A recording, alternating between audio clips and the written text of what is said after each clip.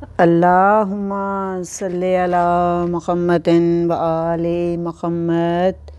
مجھ سے بار بار سوال کیا جاتا ہے کہ پھول شفا جو امام رضا علیہ السلام کے روضے سے ملتا ہے، اس کے بارے میں ہمیں اور تفصیل سے بتا دیں۔ تو جیسا کہ آپ سب لوگ جانتے ہیں، میں نے اپنی گزشتہ آڈیو میں بتا دیا ہے اس کے بارے میں، لیکن اور مجھے کوئی اعتراض نہیں، اگر آپ دوبارہ بھی مجھ سے سوال کریں گے میں دوبارہ جواب دوں گی۔ بس اس پھول کے بارے میں یہ کہنا ہے کہ اگر آپ کے پاس یہ پھول کا پیکٹ آپ کو مل گیا ہے تو اس کو بہت سنبھال کے رکھیے گا، اس لیے کہ یہ وہ ہستیاں ہیں کہ جو ہر ایک کو بامراد کرتی ہیں، ہر ایک کی دعاؤں کو قبول کرتی ہیں، اور جب انسان زندگی میں ٹوٹا ہوا ہو تو سہارے کی ضرورت ہوتی ہے، اور وہ سہارا جو اسے اندھیروں میں روشنی دکھاتا ہے۔ کبھی کبھی اتنی مایوسی چھا جاتی ہے کہ کوئی راستہ نظر نہیں آتا، کوئی ایسا نظر نہیں آتا جو اس کا ہاتھ پکڑے اور اسے منزل مقصود تک پہنچا دے۔ لیکن یہ آل محمد وہ ہستیاں ہیں کہ جب آپ بالکل مایوس ہو جاتے ہیں تو یہ آپ کو راستہ بھی دکھاتی ہیں اور آپ کو منزل مقصود تک لے کے جاتی ہیں۔ اور بے اولادی بھی ایک بہت بڑی انسان کے لیے مایوسی ہے، اندھیرا ہے۔ بیماری کوئی ایسی جسے ڈاکٹر نے جواب دیا ہو، وہ بھی ایک مایوسی ہے، اندھیرا ہے۔ لیکن یہ آل محمد ہیں، اور میں یہ کہتی ہوں کہ میرے مولا امام رضا کہ اس پھول کی بہت کرامات ہیں، اور میرے سامنے کئی ایسے معجزات ہوئے ہیں جو اس پھول کی بدولت ہوئے ہیں۔ بے اولادوں کو اولاد بھی ملی ہے اور بیماروں کو صحت بھی ملی ہے۔ اس پھول کی کرامت یہ ہے کہ اگر آپ کے پاس یہ پھول ہے تو اس پھول کو آپ پانی میں، جب آپ نے روزہ رکھنا ہو، یہ نہیں کہ آپ اس کو پہلے سے ایک ہفتہ پہلے بھگو دیں، نہیں، آپ نے جیسے کل بدھ ہے، آپ نے روزہ رکھنا ہے تو آپ اس پھول کو تیار کر کے رکھ لیں۔ اس کو آپ نے 3 دن کے اندر ہی اندر استعمال کر لینا ہے، اس کو زیادہ دیر تک آپ نے نہیں رکھنا ہے۔ یعنی بدھ کو آپ نے روزہ رکھنا ہے تو آپ اسی دن اس کو تیار کریں، اور کوئی ایسا مشکل نہیں، ایک کوئی ایسے برتن میں جو پاک صاف ہو، اس میں آپ نے اس پھول کو ڈالنا ہے اور پانی تھوڑا سا ڈال لینا ہے، اور پھر اس کے اوپر آپ نے سورت، یعنی کہ پہلے آپ نے درود کی ایک تسبیح پڑھنی ہے، اس کے بعد آپ نے سورت یاسین ایک مرتبہ پڑھنی ہے، پھر آپ نے سورت رحمان ایک مرتبہ پڑھنی ہے، آپ نے آیت الکرسی 15 مرتبہ پڑھنی ہے، سورت الحمد 15 مرتبہ پڑھنی ہے، اور پھر آپ نے ایک تسبیح درود اس پر پڑھنی ہے۔ یہ آپ کا پھول اور پانی تیار ہو جائے گا۔ پھر آپ جب پہلا روزہ رکھیں تو آپ نے امام رضا کو، یعنی کہ جیسے ہم نفلی روزے رکھتے ہیں، آپ نے رکھنا ہے اور نیت کرنی ہے امام رضا کی کہ میں روزہ رکھتا یا رکھتی ہوں امام رضا کے لیے قربتاً اللہ، اللہ اکبر۔ اور پھر جب آپ روزہ رکھیں تو آپ نے 2 گھونٹ پانی پینا ہے اور تھوڑا سا یہ پھول میاں بیوی نے کھا لینا ہے۔ اسی طریقے سے آپ نے جب روزہ کھولنا ہے تو آپ نے روزہ کھولنے کی جب نیت کرنی ہے تو آپ نے روزہ اسی پانی اور پھول سے کھولنا ہے، پھر آپ نے افطاری کرنی ہے۔ اسی طرح سے آپ جمعرات کو روزہ رکھیں اور پھر جمعے کو رکھیں۔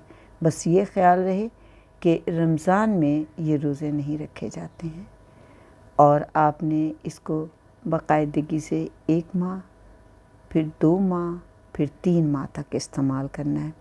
پیکٹ کے اس پھول کو اگر آپ کے پاس ایک ہی پیکٹ ہے تو اس کو 3 حصوں میں تقسیم کر لیں، کوئی بات نہیں، میرا مولا کے لیے تو 1 ذرہ بھی بہت ہوتا ہے۔ اگر آپ کے پاس پھول کم بھی ہے تو پریشان مت ہوئیے، انہوں نے تو اپنی صرف کرامت دکھانی ہے۔ آپ نے اس پانی کو تیار کر کے رکھ لیا اور پھر آپ نے روزے رکھنے ہیں۔ انشاءاللہ تعالی آپ کو خداوند کریم بامراد کرے گا۔ اور جیسے کہ میں نے کہا ہے کہ جو بیمار ہیں اور ان کے وہ روزے نہیں رکھ سکتے ہیں تو ان کے لیے کوئی پریشانی کی بات نہیں ہے، لیکن وہ پھول اسی طریقے سے تیار کر کے رکھیں، پانی اور پھول کو، اور اسی طریقے سے 3 دن وہ جیسے صبح میں اور شام میں یعنی کہ سحری اور افطاری کے ٹائم میں ایسے ہی انہیں پھول کھانا پڑے گا اور اسی طریقے سے نماز پڑھنی پڑے گی۔ 2 نفل ہدیہ آپ امام رضا علیہ السلام کا ضرور اس طرح سے 3 دن تک آپ ان کو ہدیہ کرتے رہیں اور اسی طریقے سے روزہ رکھیں اور اسی طریقے سے افطاری کریں۔ خداوند کریم انشاءاللہ تعالیٰ آپ کو بامراد کرے گا انشاءاللہ تعالیٰ۔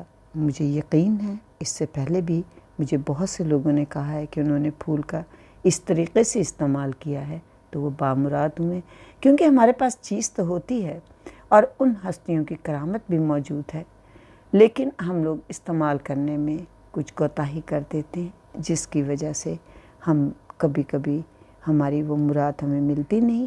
لیکن آل محمد سے توسل کریں اور یہ وہ ہستی ہیں جو ہمیشہ آپ کو بامراد کریں گی، کبھی ناکام نہیں رکھیں گی۔ اگر آپ لوگوں نے دوبارہ مجھ سے کچھ پوچھنا ہو تو ضرور پوچھیے گا، مجھے کوئی اعتراض نہیں، میں دوبارہ ویڈیو میں ضرور بتا دوں گی۔ کیوں؟ اس لیے کہ یہ میرے مولا کی کرامت ہے اور مجھے بیان کرنے میں کوئی عذر نہیں ہے، بلکہ مجھے بہت خوشی ہوتی ہے جب آپ لوگ مجھ سے سوال کرتے ہیں اور دوبارہ پوچھتے ہیں۔ ابھی بھی کوئی اعتراض ہو اور کوئی چیز سمجھ میں نہ آ رہی ہو تو مجھ سے ضرور سوال کر لیجیے گا۔ بحق محمد و آل محمد، خداوند کریم آپ کو بامراد کرے، آپ کی پریشانیاں دور ہوں۔ لیکن یہ ضرور ہے کہ جب آپ مصلی پہ بیٹھیں، میرے مولا کی نماز پڑھیں، یہ پانی پینے کے بعد تو یہ ضرور کہیے کہ مولا مجھے بحق امام تقی علیہ السلام اولاد عطا کریں۔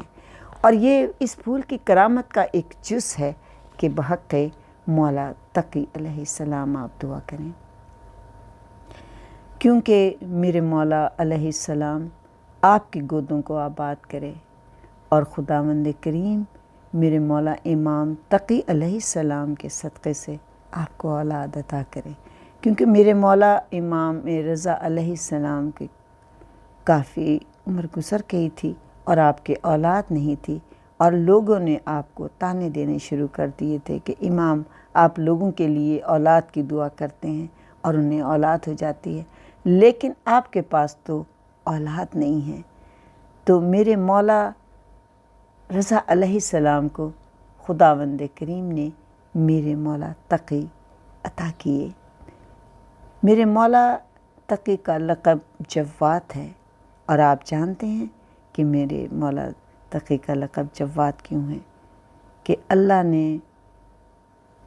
خداوند کریم نے آپ کو رزق بخشنے کی طاقت دی۔ جن کے پاس رزق نہیں ہے وہ لوگ بھی اس پھول کو اسی طریقے سے کھا سکتے ہیں اور ان کے رزق میں اضافہ ہوگا۔ یہ مجھے مکمل یقین ہے اور بہت مجرب ہے۔ علماء کہتے ہیں کہ شاید اللہ نے اس پھول میں یہ ایک ایسا معجزہ رکھا ہے، کیونکہ امام رضا کی آدھی زندگی آپ کے اولاد نہیں تھی اور بیٹے کی تلاش تھی۔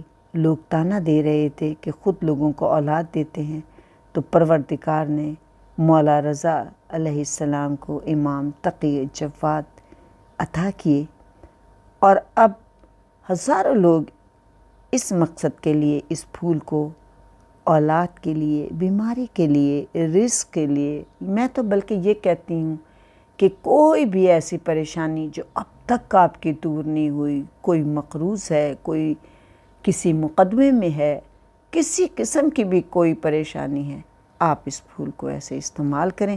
لیکن عموماً اس کو بے اولادوں کے لیے اور بیماروں کے لیے کہا گیا ہے، لیکن میں نے بہت سے لوگوں کو اس پھول کے بارے میں بتایا ہے کہ جو مقروض بھی ہیں، یعنی کسی قسم کی بھی کوئی پریشانی ہو، تو میں نے اسی طریقے سے انہیں کہا اور ان کی پریشانیاں دور ہو گئیں۔ مجھے یقین ہے کہ خداوند کریم آپ کی اس پریشانی کو بھی دور کرے گا انشاءاللہ تعالی۔ اور اگر ابھی بھی کسی کو کسی قسم کا کوئی سوال مجھ سے کرنا تو ضرور کیجیے گا، کیونکہ یہ میرے مولا امام رضا علیہ السلام کی کرامت کا پھول ہے۔ انشاءاللہ آپ کی پریشانیاں دور ہوں گی اور آپ کو صحت اور تندرستی مل جائے گی۔ اور اولاد نصیب ہوگی۔ اللہم صلی علی محمد و آل محمد۔ اے میرے خداوند کریم، بحق محمد و آل محمد، بحق مولا رضا علیہ السلام اور بحق مولا تقی الجواد علیہ السلام، ہر ایک کی پریشانیاں دور کر، دست غیب سے رزق عطا کر۔ اے میرے مولا، بے اولاد کو اولاد عطا کر، بیماروں کو صحت عطا کر، مقروض کے قرضے ادا کر، اور جن کے رزق کی تنگی ہے انہیں بے تحاشا رزق عطا کر کے تیرے حسین کے لنگر چلائیں۔ اے میرے مولا، میرے علم میں اضافہ اور زبان میں تاثیر پیدا کر۔ جو مومن اور مومنات اس دنیا سے چلے گئے ہیں، اے میرے مولا ان کی قبروں کو نور محمد سے منور کرتے۔ اے میرے رحیم، ہمارے گناہ کبیرہ و صغیرہ کو معاف کرتے۔ میرے امام زمانہ علیہ السلام کا جلد ظہور ہو جائے۔ اللہم صلی علی محمد و آل محمد۔